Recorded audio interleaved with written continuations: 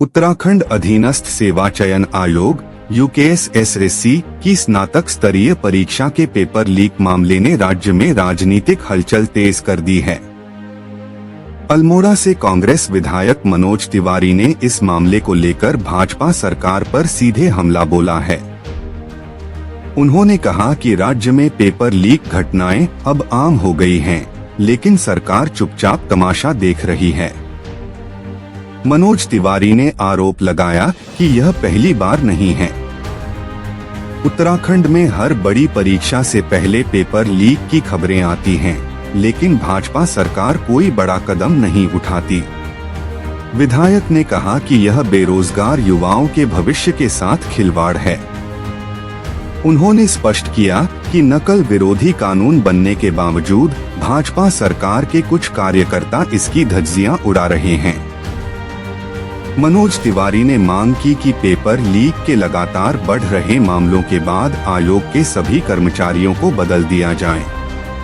साथ ही उन्होंने उच्च स्तरीय जांच करवाने और परीक्षा को रद्द कर दोबारा कराने की भी मांग की। विधायक ने चेतावनी दी कि अगर सरकार इन तीनों मांगों को पूरा नहीं करती है तो कांग्रेस राज्य में आंदोलन करने को बाध्य होगी।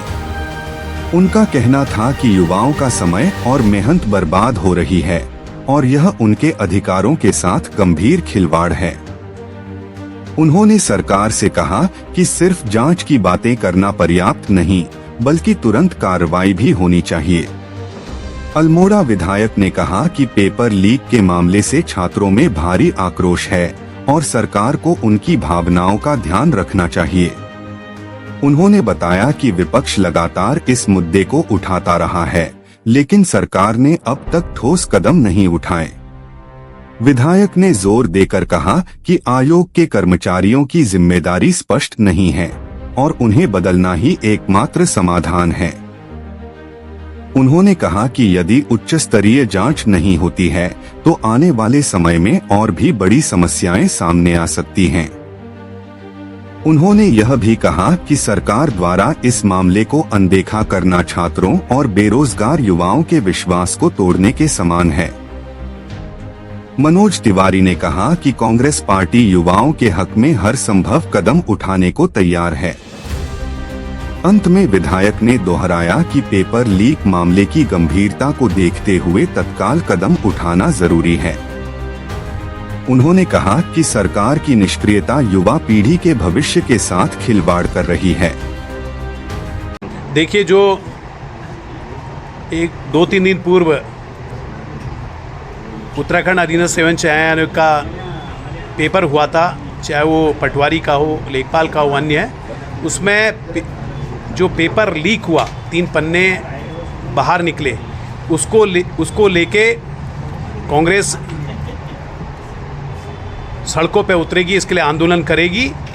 और निश्चित रूप से जो प्रदेश की भारतीय जनता पार्टी की सरकार है या अधीनस्थ चयन आयोग के लोग हैं, उनके खिलाफ बिगुल फूकेगी। और जो बच्चे जिन्होंने वर्षों से इन परीक्षाओं के लिए आवेदन किया, तैयारियां करी और आज उनको न्याय नहीं मिल रहा है, तो उनके साथ पूरी मजबूती के साथ खड़ी रहेगी। क्या मांगे? हमारी एक मांग है कि जो परीक्षा भी आहूत हुई थी, जो पेपर लीक हुआ था, पहला कि उस परीक्षा को निरस्त किया जाए। दूसरा, उत्तराखंड अधीनस्थ सेवा चयन आयोग के जितने भी अध्यक्ष से लेके जितने भी यहाँ पर अधिकारी कर्मचारी हैं, ये पहले ही हो जाना चाहिए था। जो कर्मचारी, क्योंकि पहले भी पेपर लीक हुआ, वही कर्मचारी थे, अध्यक्ष जरूर दूसरे थे, तो उसको पूरे सिस्टम को बदलना चाहिए। पूरे वहाँ पर जितने कार्यालय के समस्त अधिकारी कर्मचारी हैं, उनको बदलना चाहिए। तीसरा, हमारी मांग है कि इसकी उच्च स्तरीय जांच हो, CBI से जांच हो और किसी हाई कोर्ट के पूर्व न्यायाधीश के संरक्षण में इसकी जांच होनी चाहिए। ये 3 हमारी मांग है।